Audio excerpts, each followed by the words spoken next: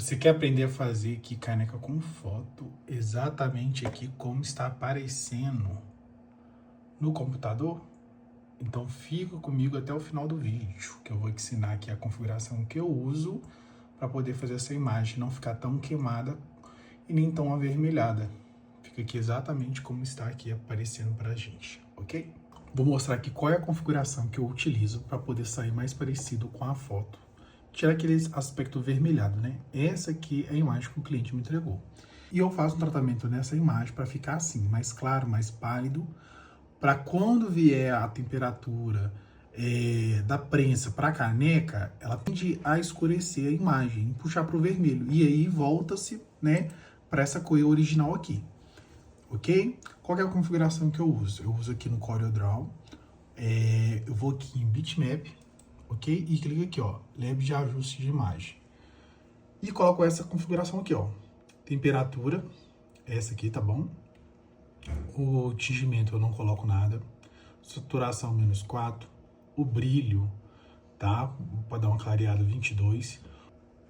O contraste é -5. Destaque 6. Sombra 16 e tons médios 15.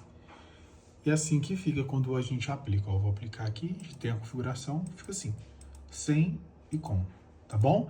Essa é a configuração que eu uso.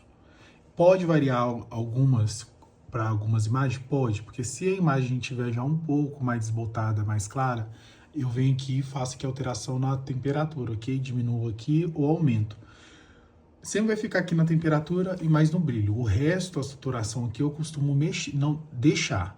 Então, não é uma regra para todas as imagens, mas para as imagens que são mais fortes, como essa daqui, tá bom? E aí eu utilizo o papel da folha JoJo e utilizo aqui a configuração da impressão. E a configuração aqui da impressão de cor, eu utilizo o papel da Genesis Live, ok? Esse que é o modelo da minha impressora, ok? Deixa aqui cor em composto, cor do documento, a conversão de cor Corel, RGB a saída, tá bom? Fica mais próximo do que eu vejo.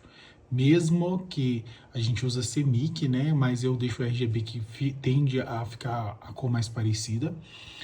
Deixo aqui preservando o número de RGB e preservando preto puro, ok? E deixando aqui finalidade de renderização perceptivo. Essa aqui.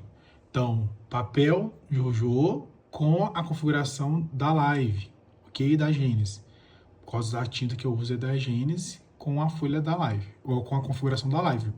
Mas é assim que eu consegui. Quando eu utilizava a configuração do perfil de cor para a mesma marca do papel, não dava certo. Tentei JoJo rosa com papel rosa, né, o fundo rosa, e tentei o Live com papel, só que tava saindo muito borrado, muita tinta, a tinta ficava muito úmida, marcava os roletes, ficava muito escuro, e o preto tendia a ficar marrom e não ficava, então eu consegui usar a configuração de uma marca para usar no outro papel, e essa aqui é a configuração, tá bom? Faz a impressão normal e eu vou seguir para o segundo passo agora, que é a parte da prensagem, para poder mostrar aqui os passo a passo, a temperatura e o tempo. Depois de fazer a impressão, eu faço aqui o refilamento do papel, né? Só a parte que a gente vai utilizar. Centralizo aqui com a minha caneca, eu uso aqui a guia da alça da nossa caneca e prendo aqui com fita térmica, ok? Essa fita aqui tem que ser bem colocada para poder não ficar arrugado a folha. A configuração da minha prensa aqui tem temperatura, é 180 graus por 180 segundos, como eu já falei aqui em outros vídeos.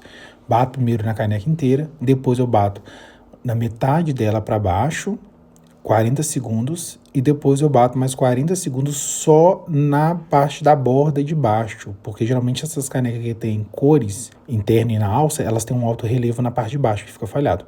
E faço o choque térmico eu já deixo meu potinho de água ali do lado para me jogar a caneca ali dentro, ok?